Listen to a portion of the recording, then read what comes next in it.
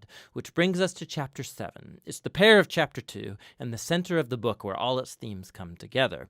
It's another dream, but it's Daniel's this time. And ironically, he can't understand the dream until an angelic messenger explains it to him. He sees a series of 4 beasts, one like a lion, then like a bear, then one like a winged leopard, each of these symbolizing an arrogant kingdom. And last of all is a super beast, identified as a really evil empire, and it has lots of horns, a common symbol for kings in the Old Testament. And there's one specific horn who is an image of an arrogant king who exalts himself above God and persecutes God's people. Now they are symbolized by a figure called the Son of Man, who's an image for both God's covenant people, but also for their king from the line of David.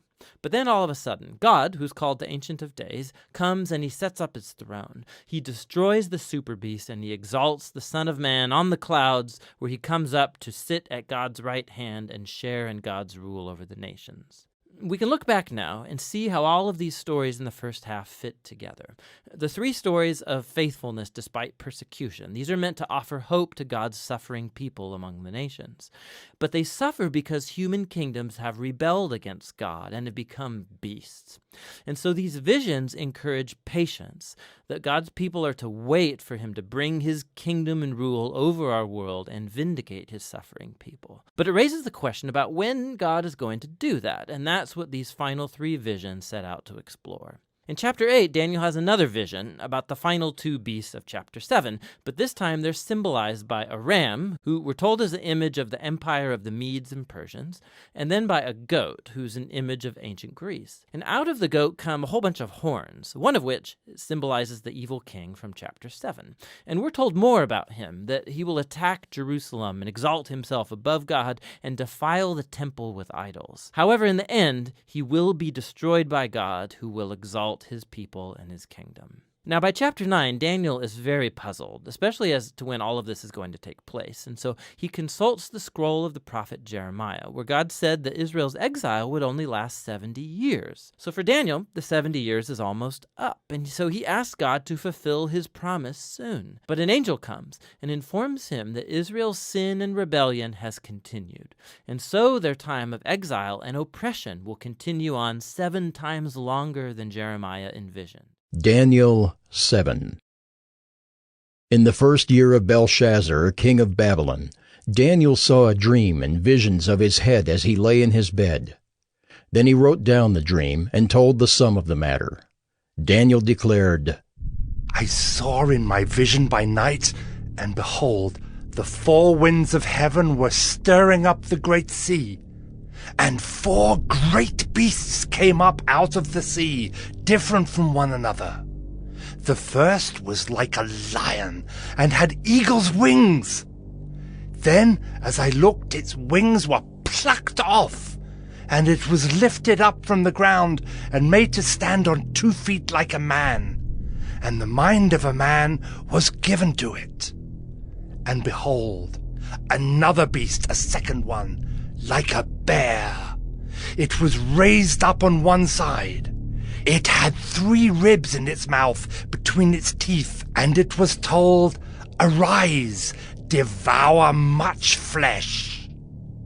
After this I looked, and behold, another, like a leopard with 4 wings of a bird on its back. And the beast had 4 heads, and dominion was given to it. After this I saw in the night visions, and behold, a 4th beast, terrifying and dreadful and exceedingly strong. It had great iron teeth. It devoured and broke in pieces and stamped what was left with its feet. It was different from all the beasts that were before it, and it had 10 horns. I considered the horns, and behold, there came up among them another horn, a little one, before which 3 of the first horns were plucked up by the roots. And behold, in this horn were eyes like the eyes of a man, and a mouth speaking great things. As I looked, thrones were placed, and the Ancient of Days took his seat. His clothing was white as snow, and the hair of his head like pure wool. His throne was fiery flames, its wheels were burning fire. A stream of fire issued and came out from before him. 1,000,000 served him, and 10,000 times 10,000 stood before him. The court sat in judgment, and the books were opened. I looked then because of the sound of the great words that the horn was speaking. And as I looked, the beast was killed, and its body destroyed and given over to be burned with fire. As for the rest of the beasts, their dominion was taken away, but their lives were prolonged for a season and a time. I saw in the night visions, and behold, with the clouds of heaven there came one like a son of man. And he came to the Ancient of Days, and was presented before him. And to him was given dominion and glory and a kingdom, that all peoples, nations, and languages should serve him. His dominion is an everlasting dominion, which shall not pass away, and his kingdom one that shall not be destroyed. As for me, Daniel, my spirit within me was anxious, and the visions of my head alarmed me. I approached one of those who stood there and asked him the truth concerning all this. So he told me and made known to me the interpretation of the things. These 4 great beasts are 4 kings who shall arise out of the earth. But the saints of the Most High shall receive the kingdom and possess the kingdom forever, forever and ever. Then I desired to know the truth about the 4th beast, which was different from all the rest, exceedingly terrifying, with its teeth of iron and claws of bronze, and which devoured and broke in pieces and stamped what was left with its feet. And about the 10 horns that were on its head, and the other horn that came up, and before which 3 of them fell, the horn that had eyes, and a mouth that spoke great things, and that seemed greater than its companions. As I looked, this horn made war with the saints, and prevailed over them, until the Ancient of Days came, and judgment was given for the saints of the Most High. And the time came when the saints possessed the kingdom. Thus he said, As for the 4th beast, there shall be a 4th kingdom on earth, which shall be different from all the kingdoms, and it shall devour the whole earth, and trample it down, and break it to pieces. As for the 10 horns, out of this kingdom 10 kings shall arise, and another shall arise after them. He shall be different from the former ones, and shall put down 3 kings. He shall speak words against the Most High, and shall wear out the saints of the Most High, and shall think to change the times and the law, and they shall be given into his hand for a time, times and half a time. But the court shall sit in judgment, and his dominion shall be taken away, to be consumed and destroyed to the end. And the kingdom and the dominion and the greatness of the kingdoms under the whole heaven shall be given to the people of the saints of the Most High. Their kingdom shall be an everlasting kingdom, and all dominions shall serve and obey them. Here is the end of the matter. As for me, Daniel, my thoughts greatly alarmed me, and my color changed, but I kept the matter in my heart. Daniel 8. In the 3rd year of the reign of King Belshazzar, a vision appeared to me, Daniel, after that which appeared to me at the first. And I saw in the vision, and when I saw, I was in Susa, the capital, which is in the province of Elam. And I saw in the vision, and I was at the Ulai Canal. I raised my eyes, and saw, and behold, a ram standing on the bank of the canal. It had 2 horns, and both horns were high, but one was higher than the other, and the higher one came up last. I saw the ram charging westward and northward and southward. No beast could stand before him, and there was no one who could rescue from his power. He did as he pleased, and became great. As I was considering, behold, a male goat came from the west across the face of the whole earth without touching the ground, and the goat had a conspicuous horn between his eyes.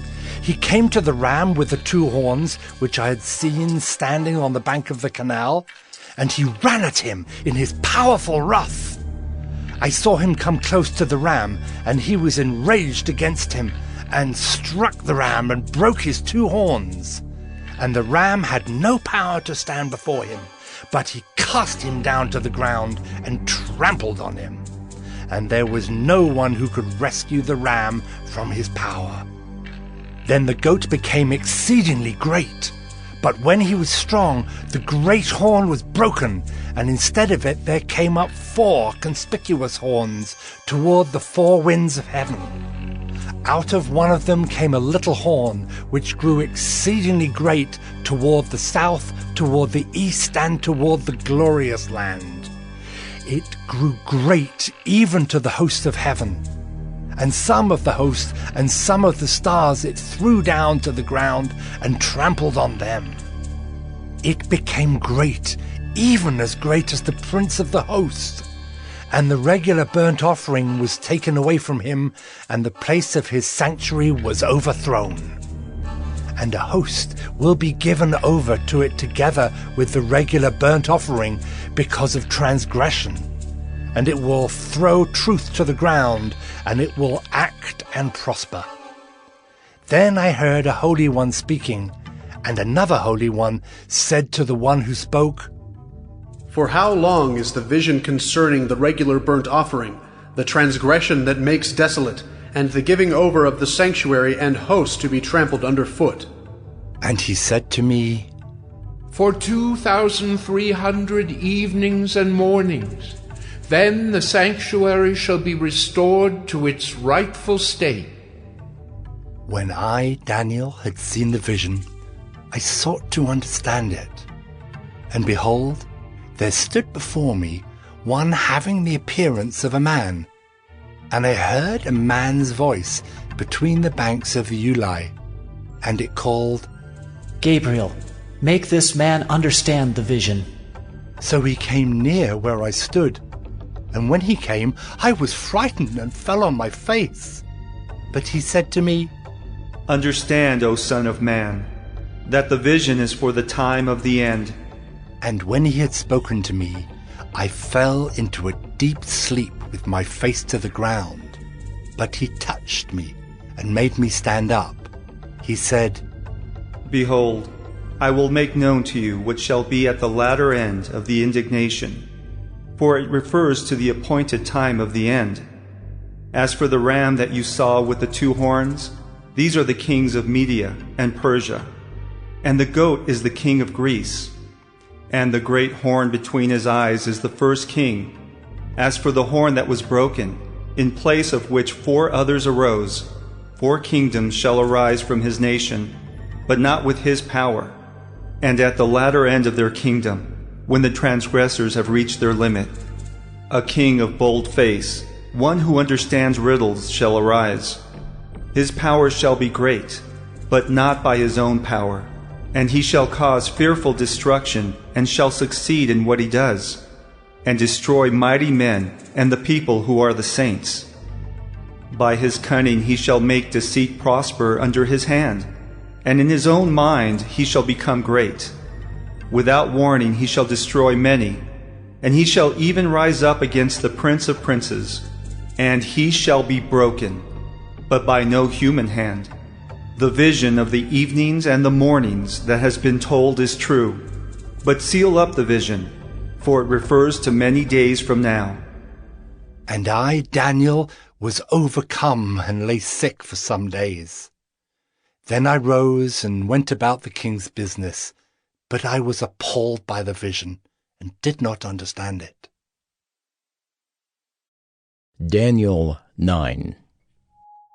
In the first year of Darius, the son of Ahasuerus, by descent to Mede, who was made king over the realm of the Chaldeans, in the first year of his reign, I, Daniel, perceived in the books the number of years that, according to the word of the Lord to Jeremiah the prophet, must pass before the end of the desolations of Jerusalem, namely 70 years. Then I turned my face to the Lord God, seeking him by prayer and pleas for mercy with fasting and sackcloth and ashes. I prayed to the Lord my God and made confessions, saying, O Lord, the great and awesome God, who keeps covenant and steadfast love with those who love him and keep his commandments, we have sinned and done wrong and acted wickedly and rebelled, turning aside from your commandments and rules.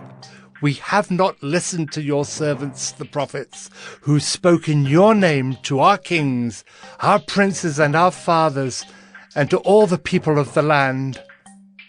To you, O Lord, belongs righteousness, but to us open shame, as at this day, to the men of Judah, to the inhabitants of Jerusalem, and to all Israel, those who are near and those who are far away, in all the lands to which you have driven them, because of the treachery that they have committed against you. To us, O Lord, belongs open shame, to our kings, to our princes, and to our fathers, because we have sinned against you. To the Lord our God belong mercy and forgiveness, for we have rebelled against him, and have not obeyed the voice of the Lord our God by walking in his laws, which he set before us by his servants the prophets. All Israel has transgressed your law and turned aside, refusing to obey your voice. And the curse and oath that are written in the law of Moses, the servant of God, have been poured out upon us, because we have sinned against him. He has confirmed his words, which he spoke against us and against our rulers who ruled us, by bringing upon us a great calamity. For under the whole heaven there has not been done anything like what has been done against Jerusalem.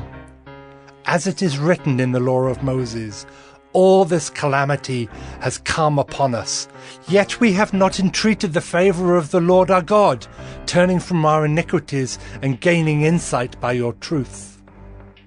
Therefore the Lord has kept ready the calamity and has brought it upon us. For the Lord our God is righteous in all the works that he has done, and we have not obeyed his voice. And now, O Lord our God, who brought your people out of the land of Egypt with a mighty hand, and have made a name for yourself, as at this day we have sinned, we have done wickedly. O Lord, according to all your righteous acts, let your anger and your wrath turn away from your city, Jerusalem, your holy hill, because for our sins and for the iniquities of our fathers, Jerusalem and your people have become a byword among all who are around us. Now therefore, O our God, listen to the prayer of your servant and to his pleas for mercy, and for your own sake, O Lord, make your face to shine upon your sanctuary, which is desolate. O my God, incline your ear and hear. Open your eyes and see our desolations, and the city that is called by your name. For we do not present our pleas before you because of our righteousness, but because of your great mercy. O Lord, hear. O Lord, forgive. O Lord, pay attention and act. Delay not for your own sake, O my God, because your city and your people are called by your name. While I was speaking and praying, confessing my sin and the sin of my people Israel, and presenting my plea before the Lord my God for the holy hill of my God, while I was speaking in prayer, the man Gabriel, whom I had seen in the vision at the first, came to me in swift flight at the time of the evening sacrifice. He made me understand, speaking with me and saying, O Daniel, I have now come out to give you insight and understanding. At the beginning of your pleas for mercy, a word went out, and I have come to tell it to you. for you are greatly loved. Therefore consider the word and understand the vision. 70 weeks are decreed about your people and your holy city, to finish the transgression, to put an end to sin, and to atone for iniquity, to bring in everlasting righteousness, to seal both vision and prophet, and to anoint a most holy place.